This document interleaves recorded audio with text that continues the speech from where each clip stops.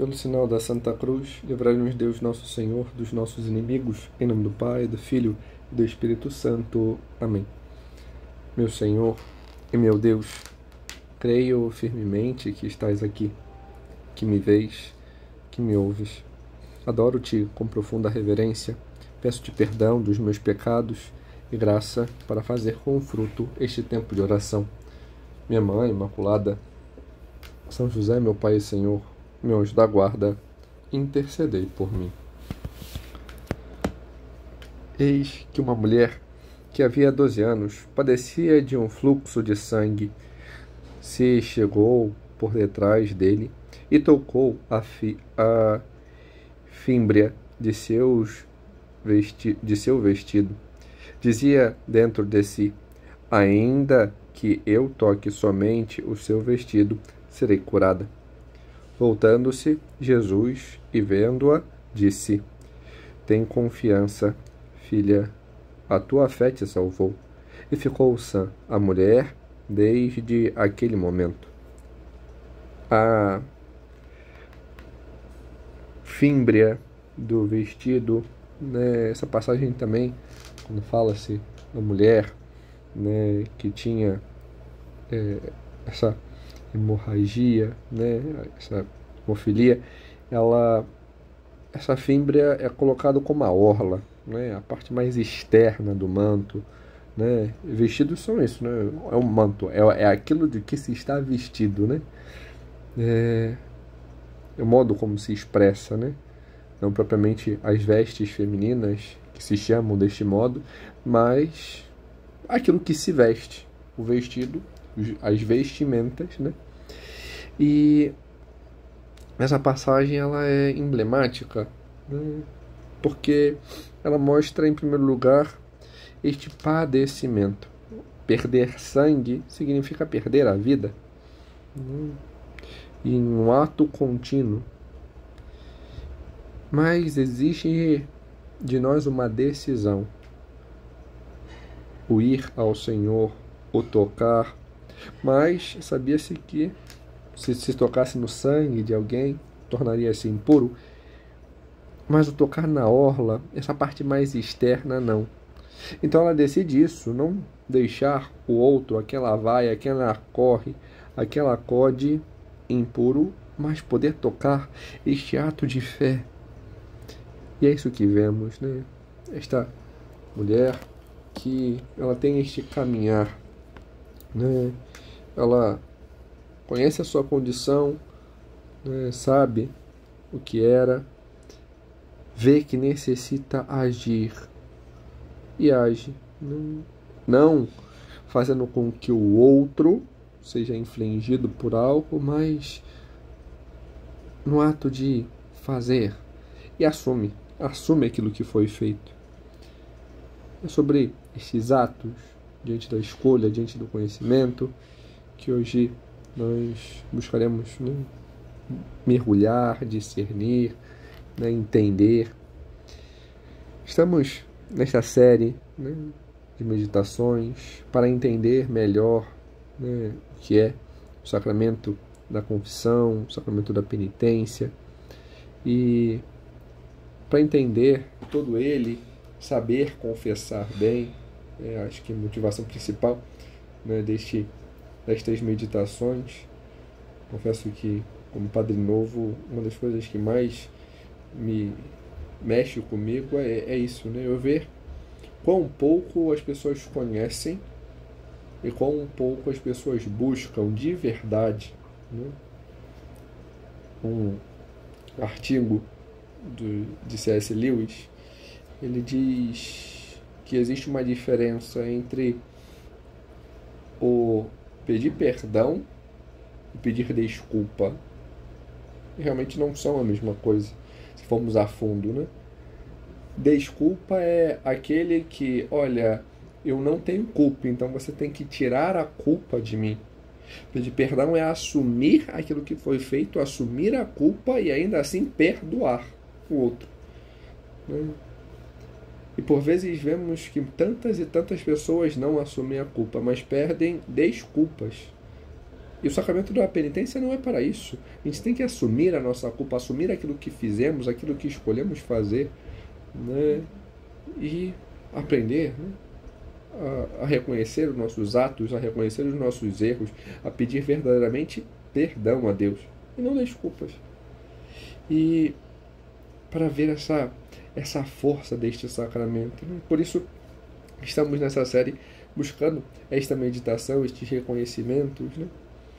E por isso começamos, né, entendendo o que é o sacramento, né, esses sinais sensíveis e eficazes da graça de Deus, que não somente simbolizam, né, meramente um ato externo, simbólico, mas eles realizam. Ali eles contêm a graça, eles comunicam a graça, né?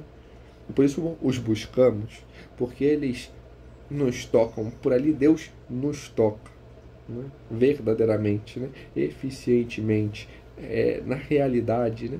Isso nos muda, isso nos transforma, isso nos cura, né? Ter esta noção, ter esse entendimento, né? Entender propriamente aquilo que é próprio deste sacramento, né? Aquilo que os padres da igreja apresentam, né? A segunda tábua de salvação. A primeira, aquilo que é necessário per si, o batismo, né? Quem crer e for batizado será salvo. Mas depois do batismo, em meio às nossas debilidades, às nossas fraquezas, a esta tendência, a concupiscência, né? Que por vezes nos leva a cair, né? Retomar, né? Pedir perdão a Deus, ter este ato de retorno ao Senhor, né? Que se dá diante do sacramento da confissão, né? Que não é mero perdão, né? Tem pessoas que ficam somente nisso, né? E não veem toda a grandeza. É fato, existe o perdão, né? Mas existe muito mais. Por isso é necessário recorrer, né? Mas isso veremos mais à frente, né? Não só em relação aos pecados mortais, mas também aos veniais. Mas entender todo esse efeito, né? A reconciliação com Deus, o perdão dos pecados, a reconciliação com a igreja, porque quando pecamos ferimos o próprio corpo, a unidade com este corpo místico de Cristo, né? O devolver-nos a graça santificante que perdemos diante do pecado mortal, né? O remover, né? O tirar a pena eterna, a condenação, o remover em parte a pena temporal, que deve ser buscada continuamente para, né, sermos purificados de modo inteiro. Por isso, né, as indulgências são importantes, as penitências e outras coisas mais, né, neste continuar, mas isso veremos depois, né? Não cabe tanto neste momento. A paz e a serenidade, né?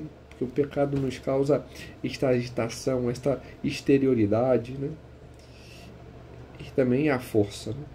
A força para não mais cair, a força na luta para buscarmos esta continuidade da vida da graça, né? E o que nos tira? O que nos tira, né, dessa graça, né? O que perturba, né? O que causa essa divisão, esta separação, a morte, né? O que causa esta perturbação de fato? Pecado. Mas falar meramente do pecado, por vezes ficamos um pouco perdidos, porque é necessário entendermos quem somos nós, aquilo que o homem faz diante da sua liberdade. E por isso é necessário entendermos, né, o que é o ato humano, né? E o que é o ato humano? Existe uma diferença entre o ato humano e o ato do homem. Padre, mas ato humano e ato do homem é a mesma coisa em português. Padre, você está fazendo uma diferença por quê? Porque teologicamente tem diferença, né? E qual é a diferença, né? O ato do homem é aquilo do qual não precisamos ter uma consciência, um querer, né? Por exemplo, as batidas do coração, o respirar, né? O fluxo sanguíneo. Nós não temos, né, que ter tais coisas, né? é algo que não tem moralidade, porque não tem consciência, não tem um querer, né? O nosso coração bate independente do nosso querer, né? Até porque se fosse o contrário, né, a gente ia morrer, né? Mas o ato humano, ele depende de algumas coisas, né? E o que é este ato humano, né? O catecismo, ele apresenta, né, no ponto 1749, que é o ato humano, e diz: a liberdade faz o homem um sujeito moral. Quando age de forma deliberada, o homem é, por assim dizer, o pai de seus atos. Os atos humanos, isto é, livremente escolhidos após um juízo da consciência, são qualificáveis moralmente. São bons ou maus? Então, o ato humano é isso. É aquilo que é livremente escolhido após um juízo da consciência e coloca-se em ato. E para este ato é necessário, né, tem-se um discernimento, né, do que é o objeto, daquilo que se busca e da finalidade para o que se busca. Não só o que, mas o para quê, né? E as circunstâncias que rodeiam, que podem aumentar ou diminuir, né? E o que é este o que, né? É o objeto. É o objeto moral, que não é algo palpável como um vaso, mas o objeto moral se dá diante da ação, né? E o que são esses objetos? Expressa o catecismo no ponto 1751. Objeto, a intenção e as circunstâncias constituem as fontes ou elementos constituídos da moralidade dos atos humanos. O objeto escolhido é um bem para o qual se dirige deliberadamente a vontade. Ou seja, é algo do qual se busca. E o homem tende a buscar um bem, aquilo no qual vê um bem, né? É a matéria de um ato humano. O objeto escolhido, especialmente moralmente, o ato de querer, conforme razão ou recompensa, e julgue estar de acordo ou não com o bem verdadeiro, né? Ou seja, aquilo que se escolhe, a ação que se escolhe, né, o que se busca, né, daquele querer, né, o que se deseja fazer enquanto ato, ele tem que estar conforme a razão, né, aquilo que busca algo para, né, está de modo coerente com aquilo que se vê, né, e se busca um bem. E esse bem pode ser um bem verdadeiro ou não, né? E as regras objetivas da moralidade enunciam a ordem racional do bem ou do mal atestada pela consciência, né? Por exemplo, o que é um bem, né? A união de um homem e uma mulher é um bem, né? A questão são aquilo que está em volta, né?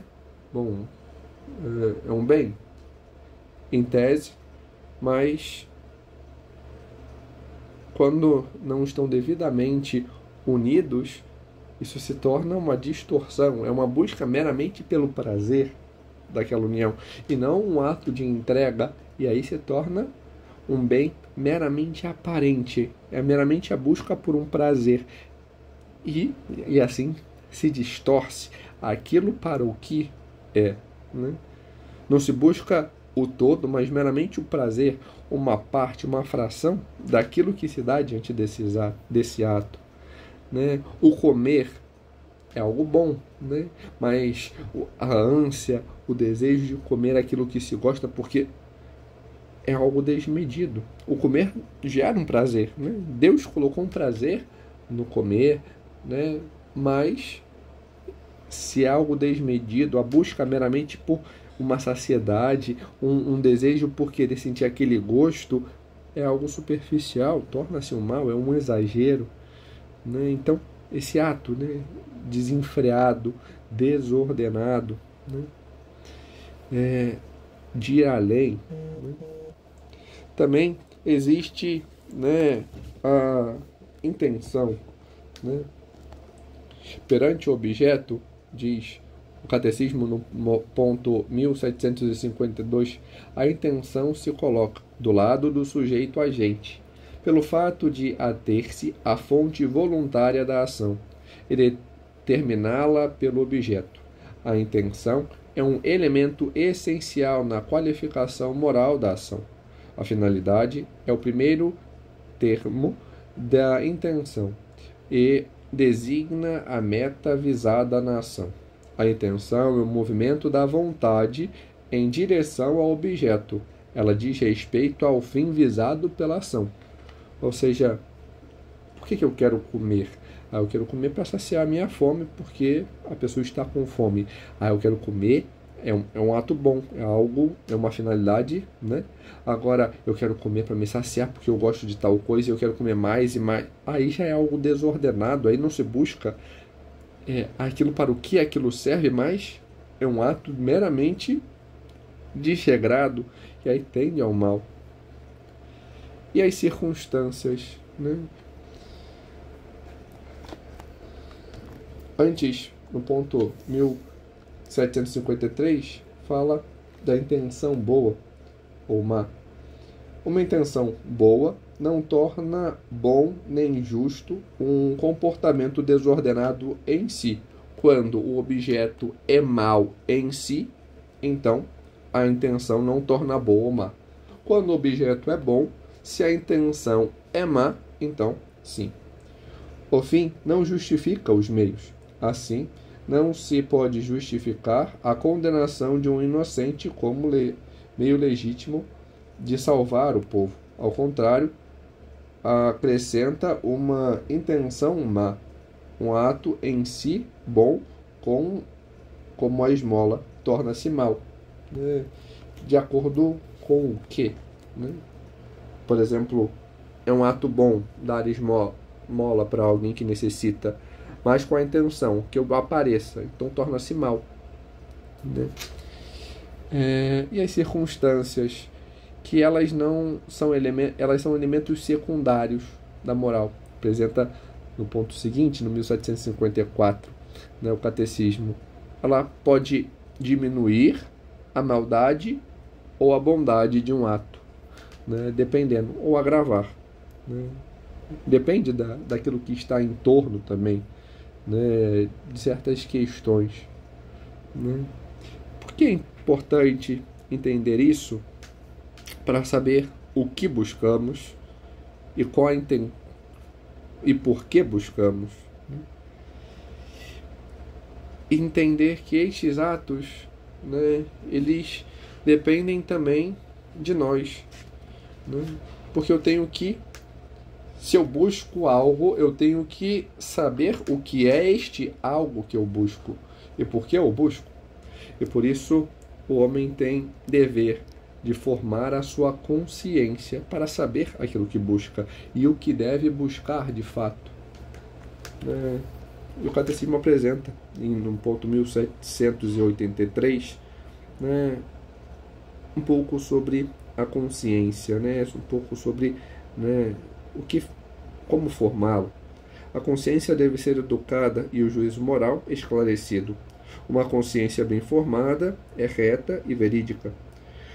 Formula seus julgamentos segundo a razão, de acordo com o bem verdadeiro, querido pela sabedoria do Criador. A educação da consciência é indispensável aos seres humanos, submetidos a influências negativas e pelo pecado, a ferir seu julgamento próprio e a recusar os ensinamentos autorizados. No ponto seguinte, continua dizendo: a educação da consciência é uma tarefa de toda a vida, desde os primeiros anos. Alerta a criança para o conhecimento e a prática da lei interior, reconhecida pela consciência moral. Uma educação prudente ensina a virtude, preserva ou cura do medo, do egoísmo e do orgulho, dos sentimentos, da culpabilidade e dos movimentos da complacência nascidos da fraqueza e das faltas humanas. A educação da consciência garante a liberdade e gera paz de coração. O catecismo apresenta esse sentido mostrando-nos que é necessário ao homem formar a sua consciência.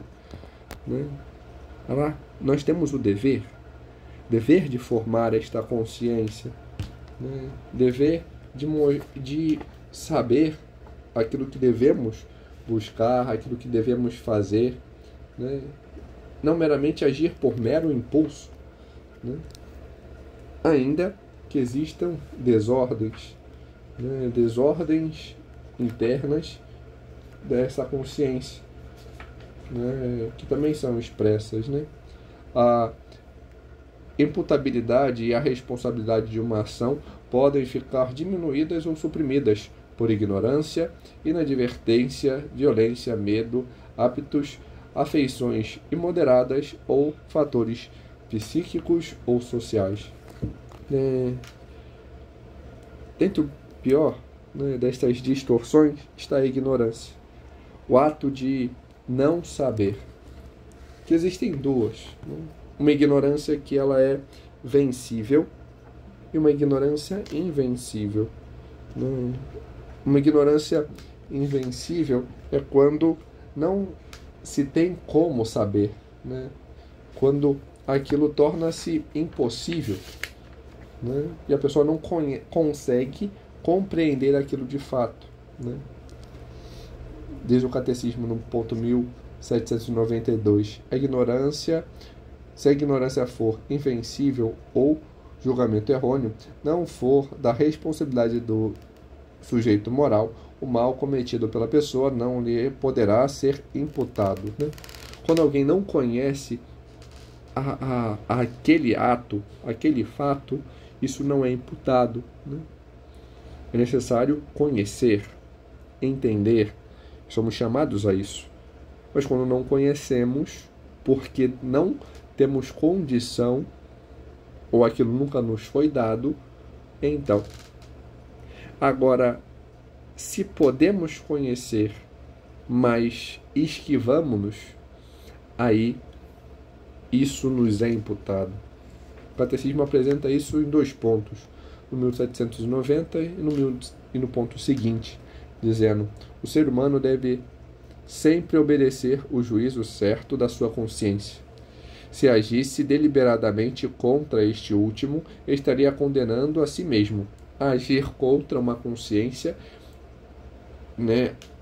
fazer aquilo que sabe ser contrário, errado.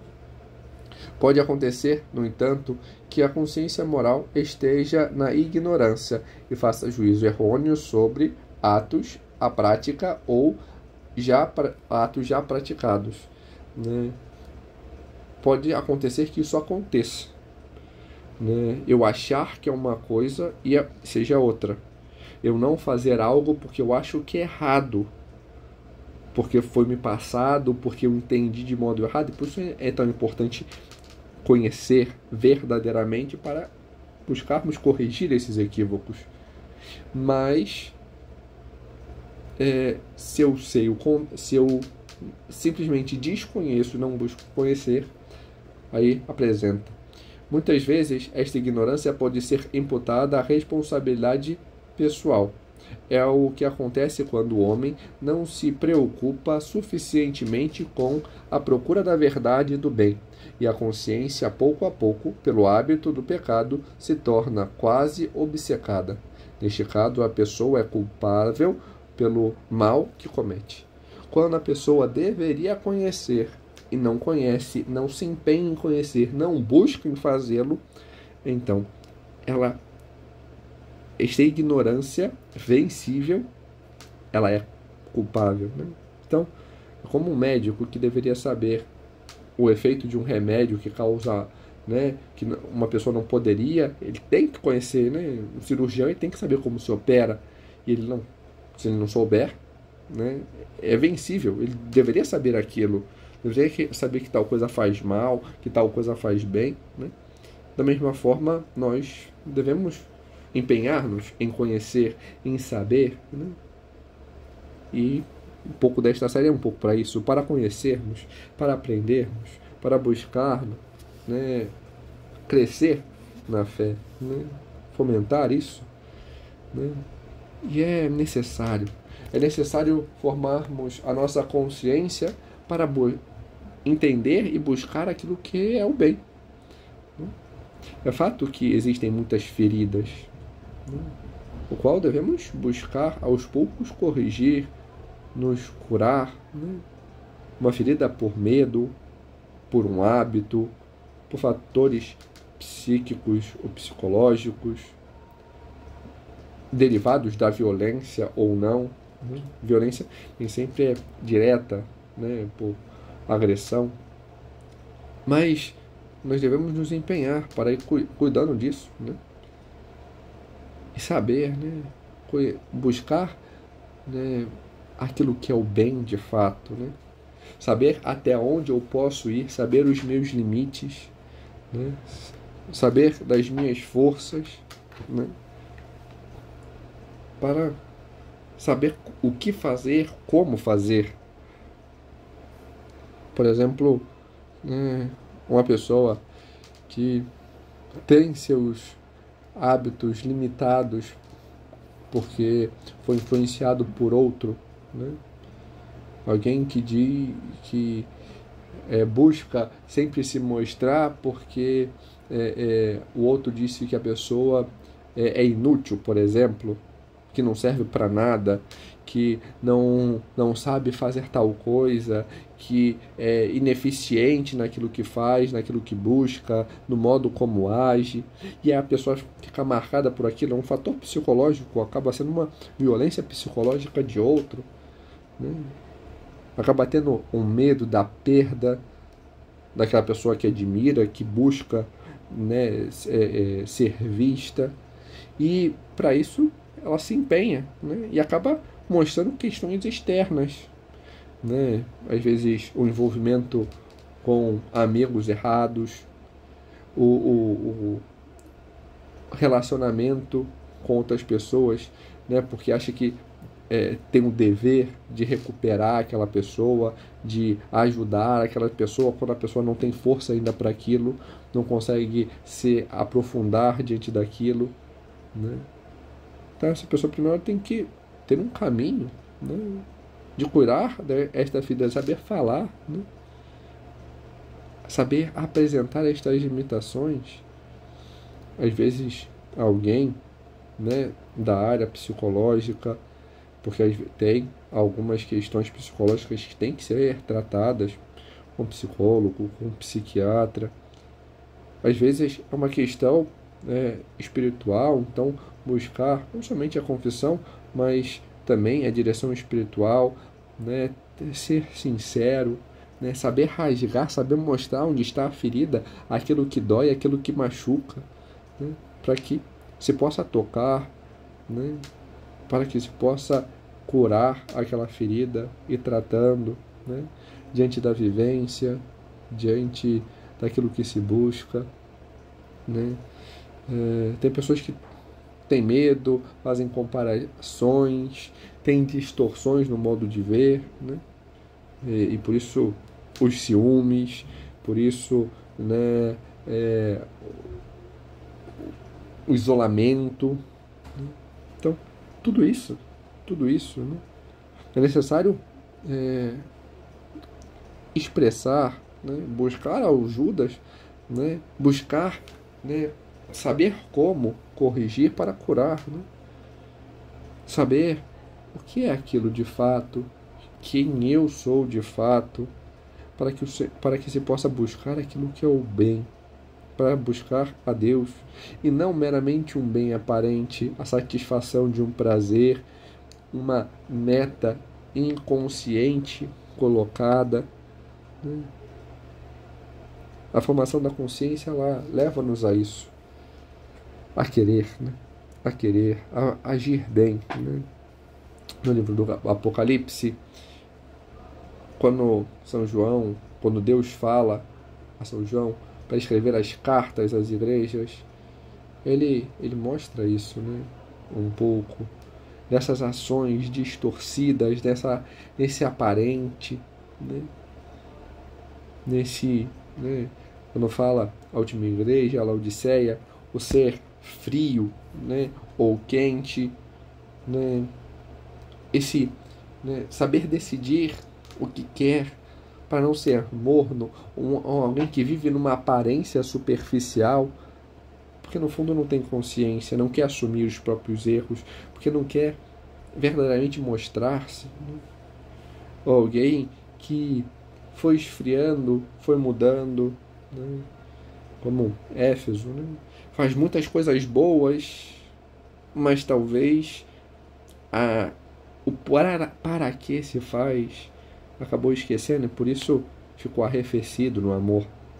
É necessário querer, né? Saber, conhecer e buscar verdadeiramente, né? A hemorroísa o soube, queria buscar a cura, soube buscar a quem poderia lhe dar a cura, né? O Senhor, e soube fazê-lo, né? Soube mover a sua fé para buscar aquilo que é um bem maior. Possamos também nós fazer assim. A Virgem Maria, ela, dentre todas as criaturas, ela foi aquela que buscou melhor o bem, buscou em tudo a Deus, em tudo fez para Ele, né?